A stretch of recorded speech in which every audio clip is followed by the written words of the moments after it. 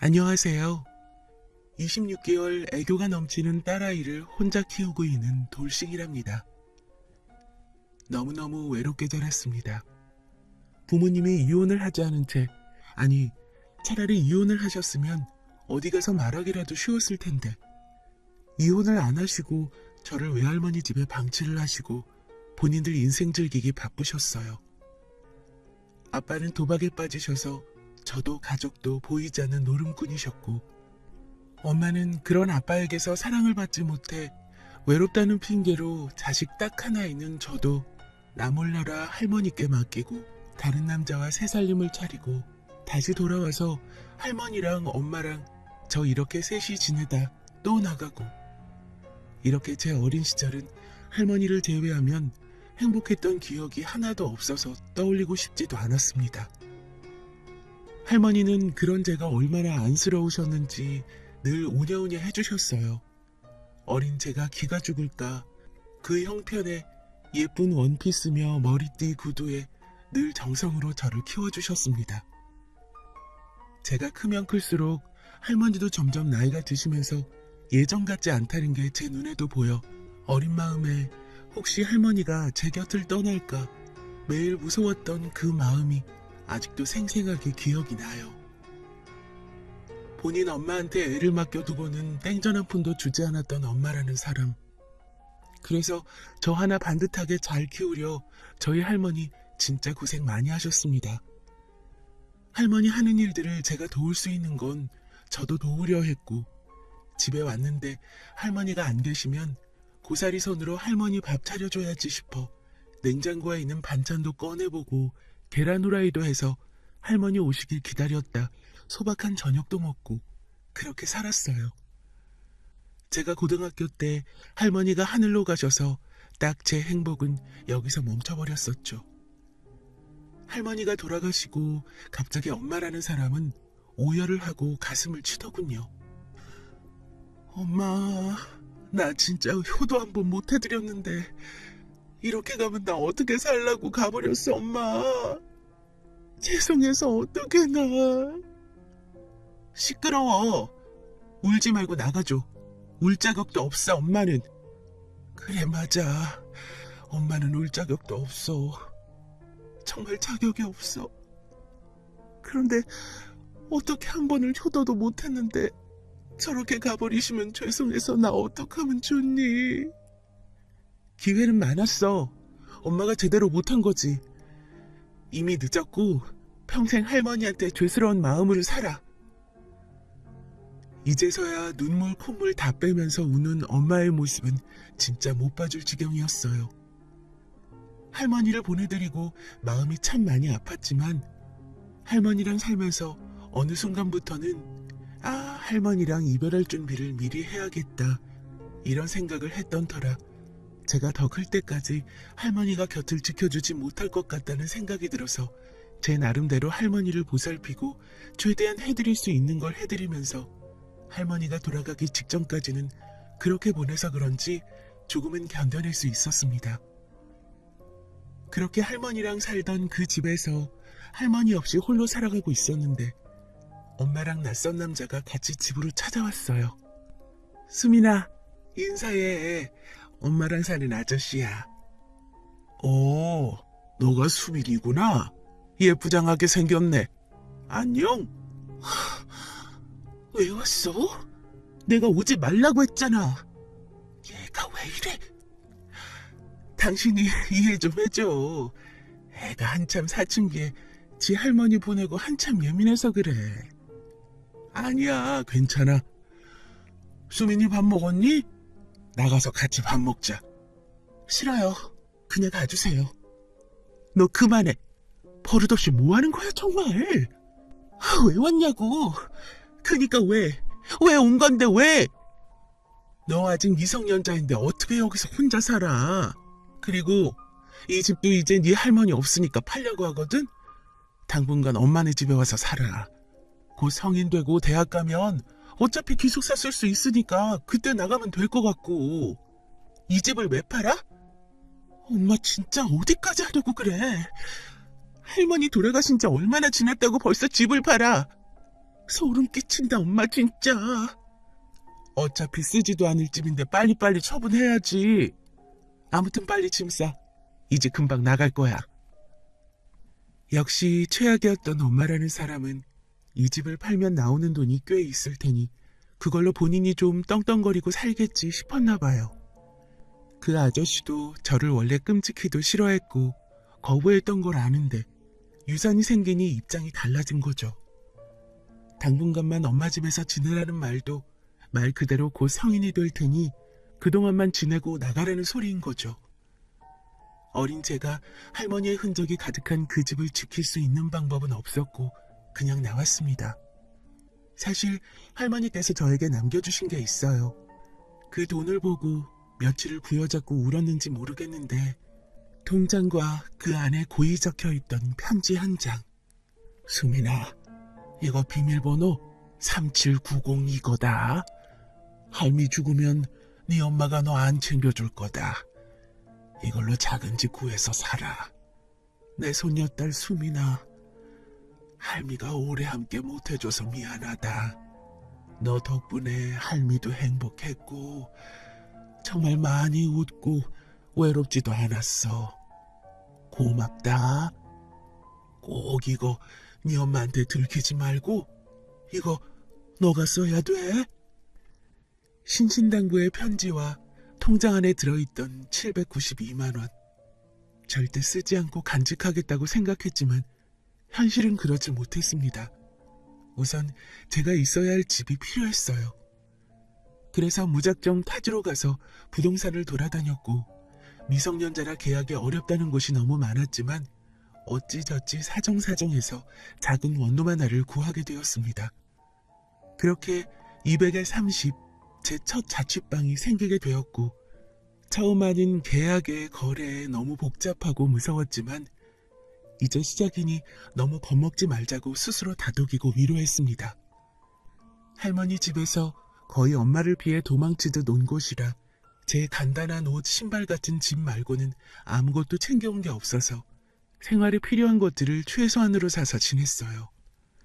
나름 상위권의 성적을 자랑하던 제가 자퇴상이 되었고 제가 할 수 있는 저를 받아주는 곳에서 그냥 일만 하고 살았습니다. 그렇게 차곡차곡 돈을 무작정 모았고 성인이 되어서는 공장에 들어가 생산직 일을 하면서 더 큰 돈을 벌고 모을 수 있게 되었습니다. 목표는 딱 하나였어요. 어디서 기죽지 말고 사람답게 살자는 게 제 목표였어요. 남들이 보면 무슨 그런 목표가 다 있어 이렇게 말씀하시던 분들도 계시겠지만 전 그 당시에는 말 그대로 사람답게 살고 싶었어요. 그렇게 전 남들보다 더 열심히 사회생활을 하게 되었고 처음에는 적응하는 데 힘이 들었지만 시간이 알아서 해결해 주더군요. 이제는 무엇을 하든 혼자서도 척척 잘할 수 있게 되었고 인생 살면서 처음으로 한 남자를 만나 사랑이라는 것도 하게 되었어요. 제가 그 남자를 만나면서 제 슬픈 과거, 아픔, 외로움 등을 털어놨었는데 그 사람은 저를 피하지 않고 절 아껴주고 온 마음을 다해 저를 사랑해줬고 그런 그 사람에게 저는 마음이 많이 가더라고요. 결국 그 사람과 살림을 합쳐 동거를 하게 되었고 24살에 결혼을 하게 되었습니다. 그 사람에게는 홀아버지가 계셨는데 저에게 너무나도 따뜻하게 대해주셔서 할머니가 아닌 또 다른 사랑을 받으며 행복하게 지냈어요. 워낙 불안정한 상황 속 누구의 허락도 필요 없이 식도 올리지 않고 그렇게 한 결혼이지만 제가 행복한 게 제일 중요하다고 생각을 하여 그 행복으로 하루하루를 살았습니다. 남편도 저 못지않게 착실하게 돈을 모으며 사는 사람이라 저희는 나이에 비해서 꽤나 많은 돈을 가질 수 있었고 수월하게 집 마련과 가전들도 채울 수 있었어요. 남편은 둘이 사는 게 좋다고 했지만 저는 또 그렇게 따뜻한 아버지가 혼자 계시는 게 너무 마음에 걸려서 그냥 합가를 하자고 제안을 했고 세 식구가 함께 살았습니다. 하지만 그런 행복 나날들도 잠시 어느 날부터 남편이 이상해지기 시작했어요. 자꾸 평소 하지 않던 돈을 달라고 강요하기 시작했고 일도 무단으로 나가지 않아 회사에서도 잘리는 상황까지 되어버렸어요. 불안했습니다. 남편이 과거에 철이 없어서 한동안 사고를 많이 쳤던 건 알았지만 성인이 되어서는 정신 차리고 돈도 모으고 착실한 모습을 보여서 결혼을 선택했었던 건데 갑자기 남편이 이상행동을 하니 점점 불신이 생기기 시작했어요. 어느 날은 아버지가 저를 불러서 이런 말을 하셨습니다. 아유, 아무래도 지훈이가 도박에 다시 손댄 것 같다. 이를 어쩌면 좋냐? 도박이요? 도박, 무슨 도박이요? 아버지, 저는 처음 듣는 말인데. 그 전에 사고 쳤다는 게 도박이었다. 그걸로 돈도 말아먹고 집도 말아먹고 한동안 너 만나면서부터 정신 차리고 사람 된 것 같더니 다시 손대는 것 같다. 친아빠가 도박으로 미쳤던 걸 알고 있어서 제 인생에서 가장 싫어하는 도박과 바람이었는데 그 중에 도박이라니 믿을 수가 없었어요. 아니겠지, 아닐 거야를 속으로 100만번을 더 삼키면서 남편을 기다렸습니다. 오빠, 얘기 좀 하자. 무슨 얘기? 갑자기? 나 또 나가봐야 되는데. 오빠, 혹시 요즘 도박해? 맨날 공장에서 그렇게 일해서 언제 성공하냐? 인생 한 방이야.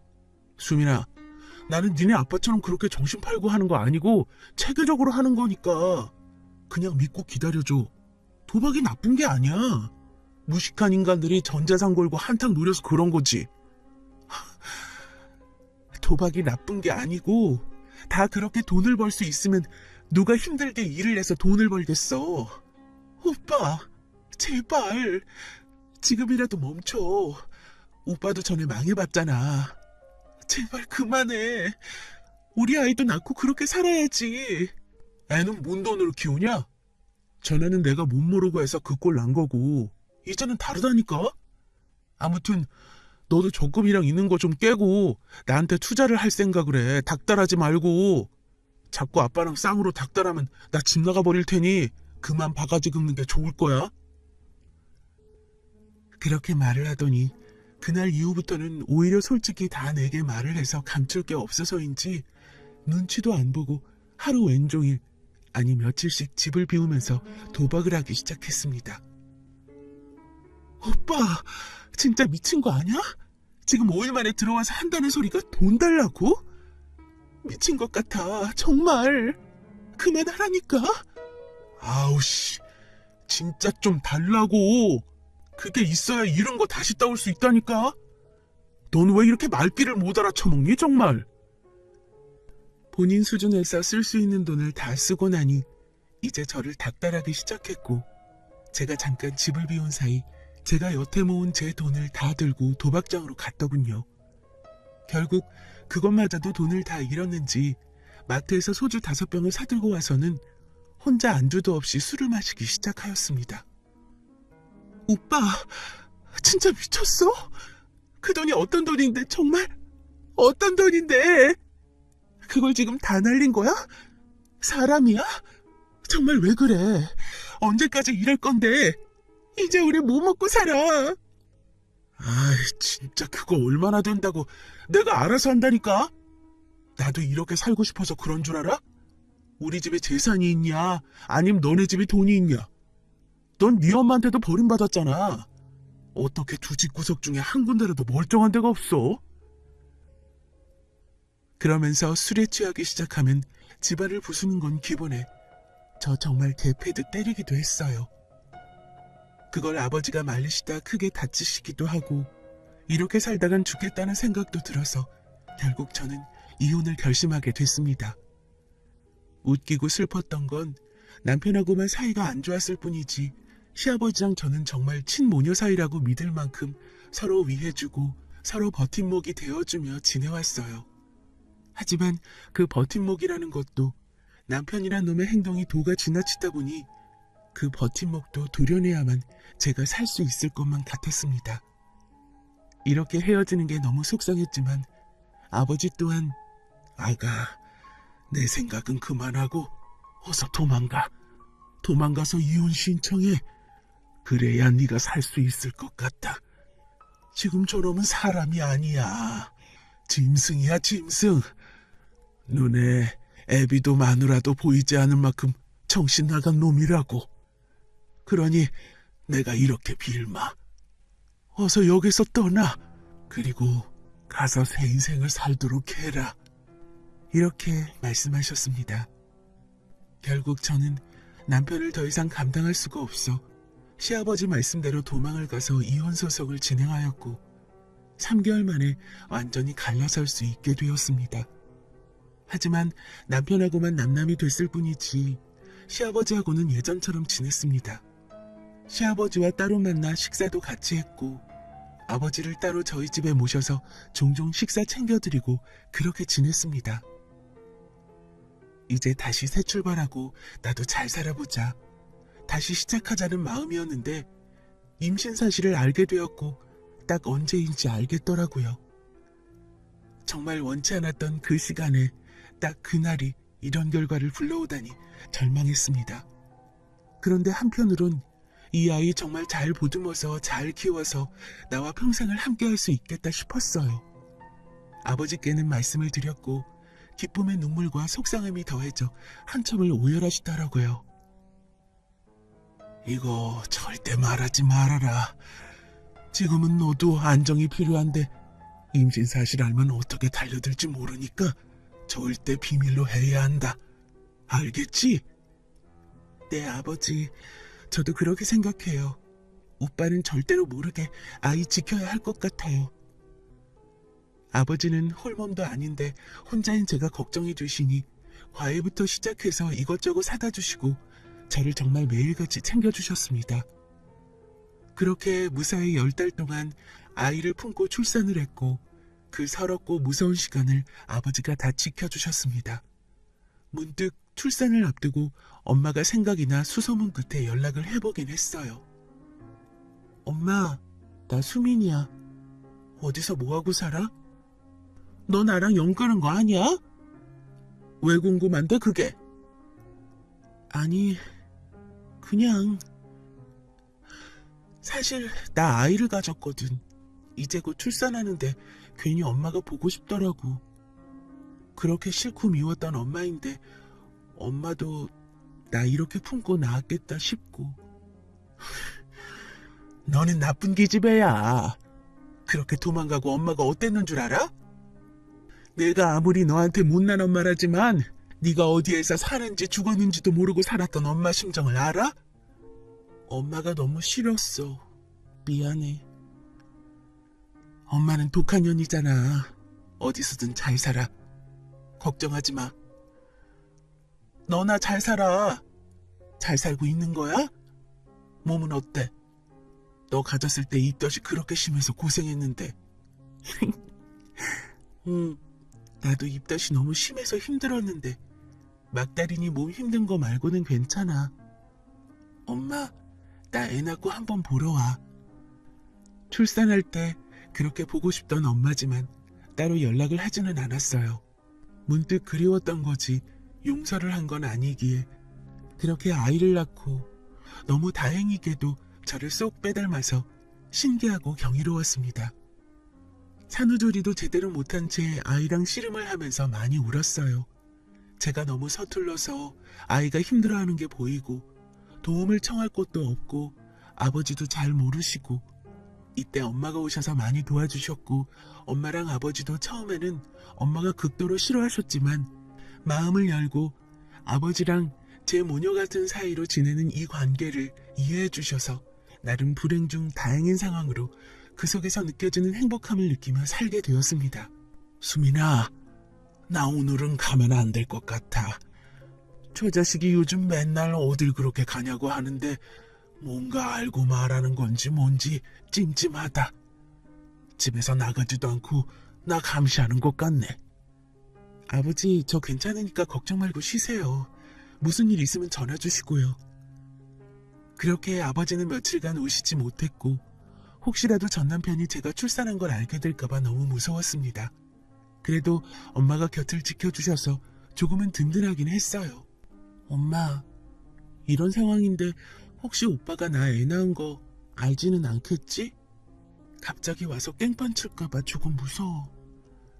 야, 이수민, 이런 걸로 쫄지 마. 네 엄마 있잖아. 내가 보통 사람이야?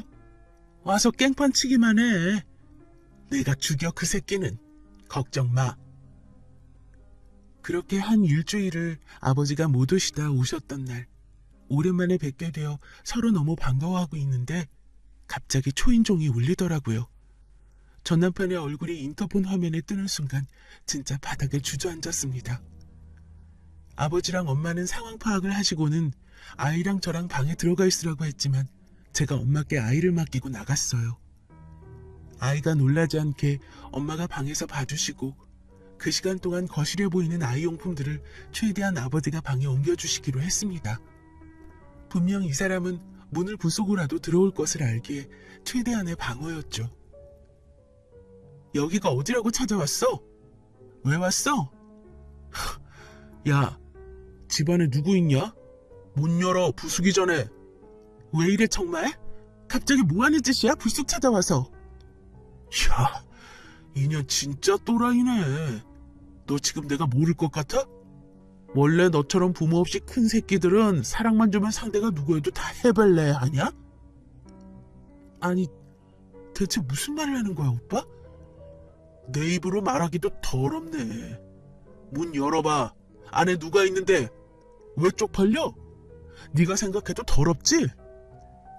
이 사람은 지금 아이의 존재가 아니라 아버지랑 저와의 관계를 불륜으로 확신하고 현장을 덮치러 온 거더라고요. 참, 생각하는 거 하고는 너무 더럽고 어이가 없었지만 무엇보다 안에 아이가 있고 아이가 놀랄까 봐도 걱정되고 이 사람이 알아서도 안 될 것 같던 찰나에 아버지가 문을 여셨어요. 안 돼, 아버지, 문 닫아요, 빨리. 너 들어와서 앉아라. 소리 그만 지르고. 얼씨구, 왜? 아들 여자 뺏어서 놀아나 놓고 할 말이 있어? 그래, 드러나 보자. 아니, 걷기도 힘든 노인네가 뭔 힘이 있다고. 이야, 대단하다, 대단해. 우리 집 완전 콩가루 집안이네. 이야. 지연아, 수민이 아이 낳았다. 평생을 혼자서 외롭던 애가 아이를 낳았는데 그 순간에도 또 혼자라 너무 마음이 아프더라. 너는 사람 되기는 글러먹었고 수민이는 무슨 죄고 애는 또 무슨 죄냐? 그래서 아빠가 살아있는 동안에는 수민이랑 아이한테 이모까지 다 해주려고 가라고 한다. 의심이 되거든 물어보면 되었고 너 혼자 대체 어떻게 그런 생각을 해서 이렇게 찾아와서 난리를 치는지 모르겠지만 너가 이런 자식이니까 꽁꽁 숨기라고 아빠가 시켰다. 그게 무슨 말이야? 지금 애를 낳았다고? 너 바른 대로 말해봐. 아빠 말이 맞아 지금? 그제서야 저희 집을 둘러보는데 급히 숨기려 해도 아이 키우는 집인 게 숨겨지지는 않죠. 그리고 엄마가 아이를 안고 나오셨어요. 너구나. 내 딸 눈에서 피눈물 뽑은 게. 너 다 안다며. 나 엄마 자격 없는 사람인 거. 그런 애를 그렇게 데려갔으면 행복하게 해줬어야지. 나쁜 놈아. 너는 내가 용서 못해. 엄마는 오열하시며 그 사람에게 욕을 퍼부었고 그 사람은 멍하니 아이를 바라보더라고요. 수민아, 너 혼자 이렇게... 나한테 말을 했어야지. 말하면 뭐가 달라지고? 난 이미 오빠란 사람의 본 모습을 봤어. 내 돈 다 가져가고 나 때리고 패고 욕하고 그런 사람이 다시 잘해보겠다고 한들 누가 같이 살아? 아이가 있는 한 더더욱 너랑 못 살아. 달라질 건 아무것도 없어. 이제 와서 아빠 노릇 절대 하지 마. 오빠는 살던 대로 살아. 우리 근처에 얼씬하지도 말고. 아니, 내가 어떻게 살아, 수민아. 나도 지금 혼란스러우니까 나한테 시간을 조금만 줘. 아니? 달라질 게 없다니까? 오빠가 생각하고 말고 할 게 없어. 당장 나가줘, 내 집에서. 오열을 하며 싹싹 빌고 이렇게 갈 수는 없다며 정신을 차리겠다, 다시 잘해보자 하더군요. 아버지랑 저도 잘 지내고 맞다. 본인만 정신을 차렸으면 다 끝났을 일이었다고 한참을 울던 그가 아버지가 일으켜 집으로 데리고 갔습니다. 그날 이후로도 저희 집을 매일같이 찾아와서 빌고 또 빌고를 반복했지만 경찰에 신고를 해버리고 강경하게 대응했어요. 저에게는 지켜야 할 아이가 있어서 말이죠. 저러다 언제 눈이 뒤집혀 또 저를 괴롭힐지 몰라서 급하게 집을 내놓고 한동안은 엄마네 집으로 피신해서 아이와 지냈고 이사를 해버렸습니다. 혹시 또 아버지를 미행하다 주거지가 들킬까 싶어서 아버지도 집으로 모시지 못하고 엄마 집에서 만나거나 따로 만나서 아이를 보여드렸죠. 수민아, 내가 참 못났었더라. 너 그렇게 아프게 살아온 사람인 걸 내가 잘 알면서 가장 큰 상처를 너에게 줬어. 웃기지만 나 너랑 헤어지고 너 정말 많이 그리웠다. 내가 정말 사랑한 여자니까 땅을 치고 후회해봤지만 도박이라는 게 너무 끊기가 힘들어서 쉽게 돌아오지 못했어. 나 지금 도박 중독 치료도 받기로 했고 정상적으로 일해서 먹고 살려고 노력하고 있어, 수민아. 당장은 아니더라도 시간을 조금만 갖고 우리 다시 함께 사는 게 맞지 않을까? 내가 이렇게 살아있는데 왜 아빠 없는 아이로 키워? 우리 둘 다 부모가 없다는 게 얼마나 서러운지를 알잖아. 수민아, 제발 마음 좀 돌려봐줘. 오빠는 어머님이 안 계시니 부모가 없다는 사람을 안다고 표현하겠지만 난 부모가 있는데 사람 같지 않은 부모가 있다는 게 얼마나 고통스러운지를 알아. 그래서 더더욱 오빠와 함께 할 필요가 없어. 내 아이는 내가 혼자서 키워도 충분히 사랑으로 키워낼 수 있고 그렇게 하고 있으니 제발 감상팔이 그만하고 네 살 길 찾아서 아버지나 잘 모셔. 아버지가 얼마나 더 오래 사시겠어?